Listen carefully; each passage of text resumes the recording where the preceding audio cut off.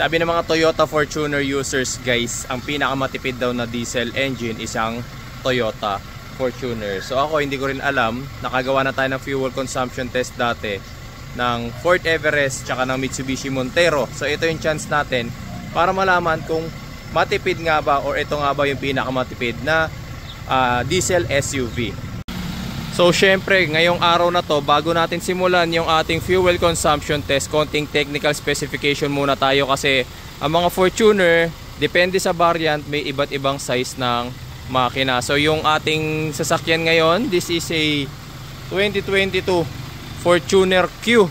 Okay, so ang Fortuner Q guys is merong 2.8 liter diesel engine. Okay, diesel engine 2.8 liter kasi Fortuner Q ito. Yung Fortuner G tsaka yung Fortuner V is 2.5 lang. Okay, so ito yung magiging key point ng ating fuel consumption test guys. Hindi ito 2.5, 2.8. So bibigyan ko kayo guys, lahat ng sasakyan ngayon mayroong estimated na fuel consumption. So sabi dito sa kanyang panel gauge, ang Toyota Fortuner Q na mayroong 2.8 liter engine is nagko-consume ng 7.8 kilometers per liter. 7.8 kilometers per liter. Okay, 2.8 ito ha. Pero hindi ako nagbe-base sa gauge eh. Ang ginagawa ko guys, bumabiyahe ako na malayo. Bago ang biyahe, diesel. Then after ng biyahe, magpapa-diesel tayo ulit. Okay, so punta muna tayo ng gasoline station. Papa-diesel muna tayo bago tayo pumunta ng Las Piñas. And guys, so meron ng gasoline station. Papa-diesel muna ako. Tapos full tank. As in full tank. Hindi yung auto full lang, ipo-full tank talaga natin to. Tapos mamaya full tank ulit sagad para doon natin malalaman kung malakas or matipid daw sa fuel consumption itong si Fortuner. Marami naman tayong laman na fuel, mga 3/4 ng gauge kanina. Pero naka 500 na kaagad ako. Thank you. So eto na guys. So regardless na kung ilan yung pinakarga ko, hayaan nyo na. So ngayon, syempre before tayo mag-start, pakita ko muna sa inyo, kailangan muna nating mag-reset. Sabi dito 7.8 kilometers per liter daw, pero i-reset muna natin. Ayan, naka-reset na tayo, 0-0 na. Tapos tandaan nyo na rin yung ating kilometers, 15,872. Okay, wait lang, kailangan kong malaman kung nasan yung range. Ayan, dito pala nire-reset ang trip 1. Mano-mano pa rin pala si Fortuner. Ayan, okay na, na-reset na natin yung trip A. Trip B, na-reset na natin. Okay, fuel consumption test natin, start na tayo ng 0, 15,872. And ayan na, naka-reset na lahat. Ating yung trip natin naka-reset na rin. Okay, so start na tayo. So siya nga pala, another key point guys kapag nag-fuel consumption test, yung total na sakay, yung load.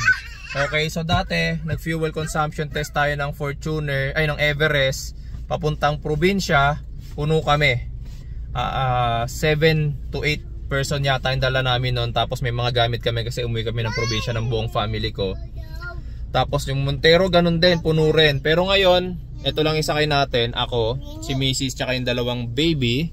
Tapos wala kaming dalang gamit. Okay, so malaking factor din ang weight. Okay, so consider natin yun. Okay, tapos ngayon start na tayo ng biyahe. So nga pala, another factor, sa city tayo dadaan. Papunta tayo ng Las Piñas, pero dito tayo sa EDSA dumaan. Pero hindi naman traffic kasi maaga pa. Pero mamaya kapag naipit tayo sa traffic, papakita ko rin naman sa inyo. Pero ngayon nasaan na pa tayo? North EDSA, Trinoma to. Trinoma, walang traffic, mabilis ang biyahe. As of now, nandito sa gauge natin is 8.3 kilometers per liter na tayo. Okay, kasi mabilis yung andar natin and walang traffic. Okay, so nung umuwi rin kami ng probinsya,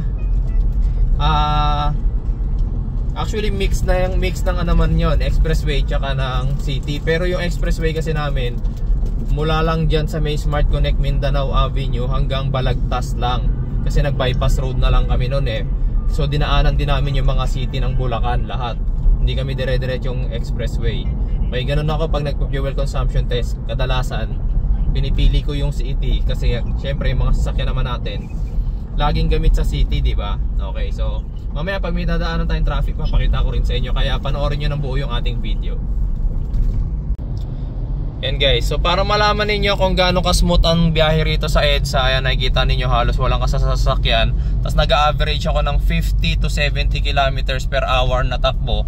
Kaya nga makikita ninyo yung fuel consumption natin tumaas na rin, 10.8 kilometers per liter. So tumipid-tipid na. Ang bilis ng biyahe natin eh. Ayan, bumabagal lang ako kapag medyo naiipon sa harap ng konti, or bumabagal yung ibang sasakyan. Pero nag-average ako ng 50 to 70 kanina. Nandito na tayo sa Araneta Center na yata to, Cubao. Okay, so sa underpass tayo. Ito sa Santolan Flyover. Yung nasa kanan ninyo is yung Camp Crame. Tama ba ako? Camp Crame. Okay, so medyo nagbi-build up dito. Pero umuusad naman syempre. Umuusad naman 30 to 40 kilometers per hour na takbo. Hindi naman siya talaga nakastop eh. Medyo marami lang siguro sasakyan dito kaya medyo bumabagal tayo. Ayan. Tapos tuloy lang natin. Mamaya baka may madaanan tayong heavy traffic. Papakita ko rin sa inyo. Ayan. So nandito na tayo guys sa Mandaluyong. And napakaganda pa rin ng biyahe. Still, makita mo mami, 50 to 60 kilometers per hour ang biyahe. Tapos tingnan nyo, naging 11.7 na yung fuel consumption natin. Di ba? Tipid. 11.7 kilometers per liter. EDSA guys, Sabado ngayon, walang ka-traffic. Kahit tingnan natin dito sa Waze, tingnan mo mami, asul na asul, walang kapula-pula. Pag Sabado pala dapat dito tayo dumadaan. Ayan.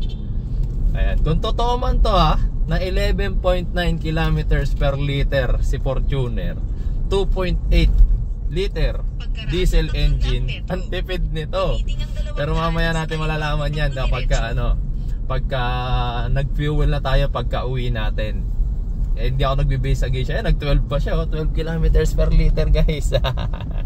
Kung totoo to, ang tipid ng Fortuner, nakakatuwa. Ito guys, so nandito kami sa may Ayala Tunnel at dito na nagkaroon ng traffic. Mula doon kanina sa North EDSA, walang traffic. Pero ngayon, ito na, nag-traffic na siya rito.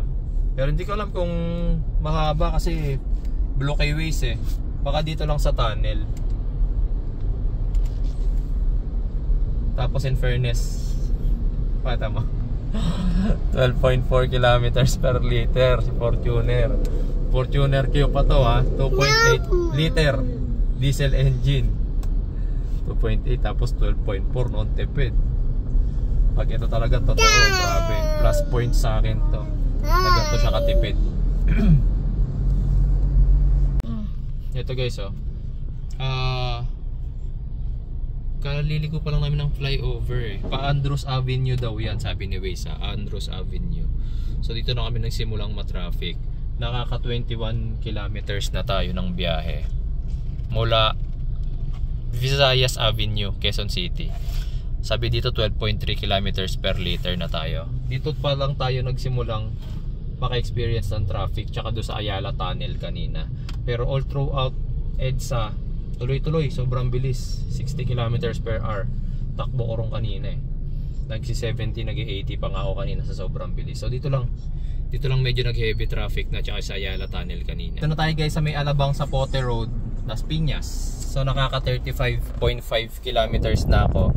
So ayun na yung initial niyang fuel consumption, 9.2 kilometers per liter daw, based dito sa gauge. Okay, so mamaya pa tayo mag-fuel consumption test guys, kasi yung pagpunta natin dito wala masyadong traffic. Talagang kasi mabilis lang. May konting traffic sa Nichols ba yun kanina, no? Tsaka yung may isa may malapit sa Naiya. Pero dito wala na naman. Medyo pahinto-hinto lang pag may mga nag-u-turn. Kaya mamaya pag uwi natin tsaka tayo magpo-full tank. Dito na tayo guys ulit, Visayas Avenue, Quezon City. Same gasoline station, same pump na lang din. Papa-diesel tayo ulit, full tank ulit. So naka 74 kilometers tayo, 74.1 kilometers. QC to Las Piñas to QC, city driving tayo. Nung papunta tayo doon, EDSA. Nung pabalik, Rojas Boulevard. Okay, hindi tayo dumaan ng Skyway or SLEX. Talagang city driving. Ngayon excited na kayo malaman. Hinide ko muna, hinide ko muna yung FC nya. Ang makikita nyo lang dyan is yung trip natin, 74.1 kilometers. Dito na tayo nagpapadiesel. Same pump, ito rin yung kanina. Pasagad kuya, pasagad. Gilid lang muna natin. Ready ko na yung ano ko, calculator ko. Biyahe natin kanina, pakita ko muna sa inyo, 74.1 kilometers ang ating natakbo. Ulitin ko, this is Toyota Fortuner 2.8 Fortuner Q, 74.1 kilometers divided by ilan ang diesel natin. Oh. Tingnan nga natin sa reading. Tipid kasi city tayo dumaan eh. Although, yun nga, kagaya na sabi ko kanina, wala tayong ibang sakay kundi ako, si Mrs. tsaka yung dalawang baby. So magaan. So ang lumabas natin na fuel consumption is 8.57 kilometers per liter. Yun din yung pinakita rito sa gauge natin, no? 8.5 kilometers per liter. Okay, so masasabi ko, siya nga pala, baka may magtanong kasi si Fortuner nga pala merong eco mode, meron siyang normal mode, tsaka meron siyang sports mode. Every time na nagpo-fuel consumption test ako, laging normal mode. Hindi ako nag-eco mode, hindi rin ako nag-sports mode. Normal mode lang. Okay, so sa mga magtatanong, pauwi na tayo.